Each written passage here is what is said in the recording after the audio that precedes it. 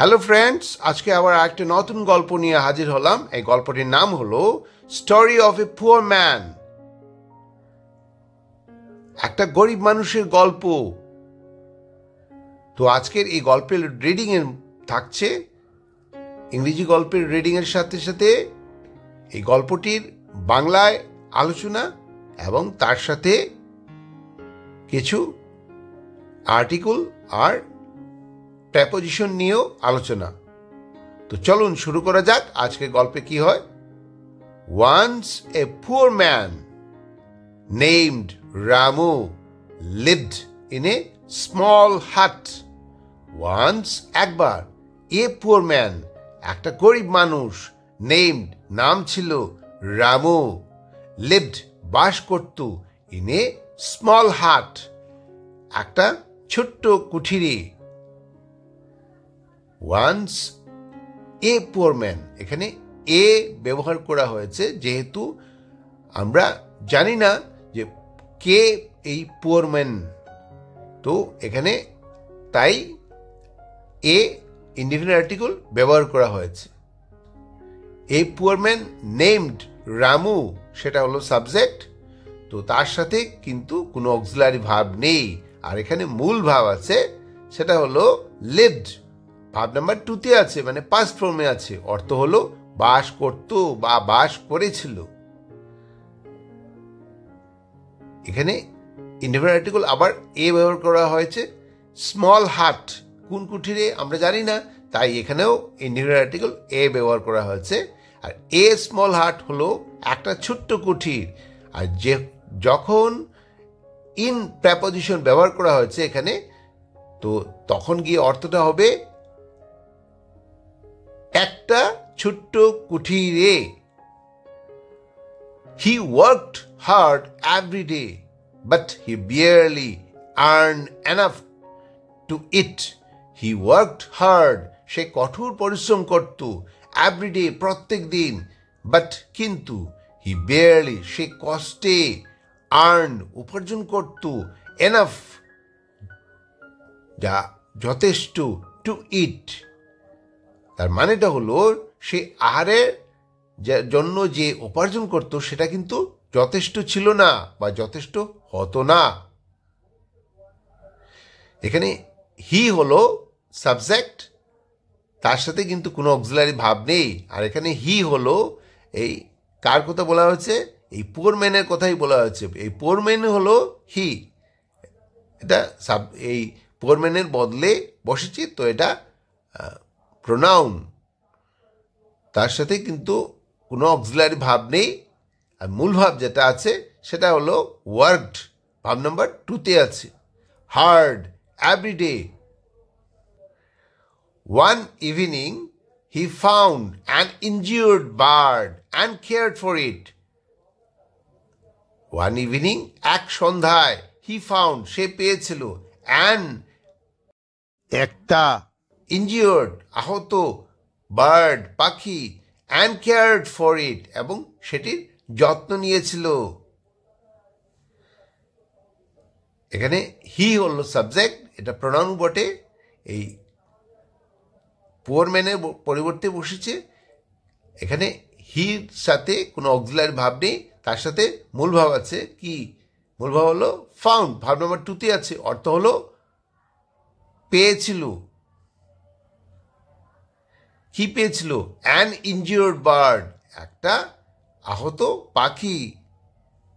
এখানে অ্যান হলো indefinite article. এটা এই শব্দে ইনজিউর্ড শব্দের প্রথম দিকে আই থাকায়, যেহেতু আমরা জানি ভাওয়াল হলে কি হবে, এর পরিবর্তে কি বসবে, অ্যান বসবে, তাই এখানে অ্যান বসেছে। An injured bird and cared for it. He found, এটা আমরা বলেছি একটু আগে, এখানেও মূল ভাব আছে ইনজিউর্ড আর কেয়ার্ড। তো ইনজিউর্ড হলে ভাব নাম্বার 2 আছে, ইনজিউর্ড থেকে আসছে, তো এটার অর্থ হবে আহত হয়েছিল। আর কেয়ার্ড মানে যত্ন নিয়েছিল বা যত্ন নেওয়া হয়েছিল। Days later, the bird healed and flew away. কয়েকদিন পরে, ডেজ লেটার মানে কয়েকদিন পরে, কয়েকদিন যাওয়ার পর, দ্য বার্ড হিল্ড, সে পাখিটি কি করেছিল? সুস্থ হয়েছিল। অ্যান্ড ফ্লিউ অ্যাওয়ে, এবং উড়ে চলে গিয়েছিল। দ্য বার্ড হলো সাবজেক্ট, এখানে এই পাখিটিকে আমরা জানি, তাই দ্য ডেফিনেট আর্টিকেল ব্যবহার করা হয়েছে। দ্য বার্ড, তার সাথে কি কোনো অক্সিলারি ভাব নেই। মূল ভাব যেটা আছে সেটা হলো হিল্ড, ভাব নম্বর 2-তে আছে, অর্থ হলো সুস্থ হয়েছিল। অ্যান্ড ফ্লিউ অ্যাওয়ে, এখানেও মূল ভাবটা ভাব নম্বর 2-তে আছে, ফ্লিউ, তো এটার অর্থ হলো উড়ে চলে গিয়েছিল। টু রামুস সারপ্রাইজ, রামুকে অবাক করে দিয়ে, ইট রিটার্ন, এটা ফিরেছিল। উইথ শাইনি গোল্ড কয়েন্স, সঙ্গে চকচকে সোনার মুদ্রা নিয়ে। ইটস বিগ, তাহার ঠোঁটে। রামুকে অবাক করে দিয়ে এই পাখিটি, যাকে যত্ন নিয়েছিল রামু, পাখিটি ফিরে এসেছিল। তখন কিন্তু আবার অন্য ব্যাপার ছিল, সঙ্গে তার কি ছিল? ঠোঁটের মধ্যে শাইনি গোল্ড কয়েন, সোনার মুদ্রা ছিল। ইন ইটস বিগ, তার ঠোঁটের মধ্যে। এখানে রামুর সারপ্রাইজ হলো রামুর অবাক, আর টু রামুর সারপ্রাইজ মানে রামুকে অবাক করে দিয়ে। টু হলো preposition. It return with shiny gold coins, এটা ফিরে এসেছিল। এখানে এই পাখিটার কথা বলা হচ্ছে ইট, এই পাখিটা বদলে প্রোনাউন ইট ব্যবহার করা হয়েছে। এটা হলো সাবজেক্ট, তার সাথে কোনো অক্সিলারি ভাব নেই। তারপরে আছে কি? মূল ভাব রিটার্ন, ভাব নাম্বার 2-তে আছে। এখানে আবার আরেকটা প্রেপোজিশন আছে, in its beak. Its beak মানে তার ঠোঁট, আর in its beak, in preposition ব্যবহার করার ফলে অর্থটা হবে তার ঠোঁটে। The bird came back daily bringing more coins. The bird came back daily মানে পাখিটি প্রত্যেক দিন ফিরে আসতো, আর কি করতো? আনতো gold coins in its beak, মানে তার ঠোঁটে করে কি করতো? সোনার মুদ্রা নিয়ে আসতো। দ্য বার্ড, এখানেও এই বার্ড পাখিটিকে আমরা জানি, তো কি তার আগে ডেফিনেট আর্টিকেল দা ব্যবহার করা হয়েছে। এখানে সাবজেক্ট হলো দ্য বার্ড, তার সাথে কোনো অক্সিলারি ভাব নেই। মূল ভাব যেটা ভাব নাম্বার 2-তে আছে সেটা হলো কাম থেকে আসছে কেম, আসতো বা এসেছিল। ব্যাক ফিরে, ডেইলি প্রত্যেক দিন। ব্রিঙ্গিং মোর কয়েন্স, এনেছিল কি? মোর কয়েন্স, অনেক কি? সোনা মুদ্রা এনেছিল। রামুস কাইন্ডনেস, রামুর কি? রামুর দয়াপরায়ণতা চেঞ্জড, বদলে দিয়েছিল হিজ লাইফ, তার জীবন।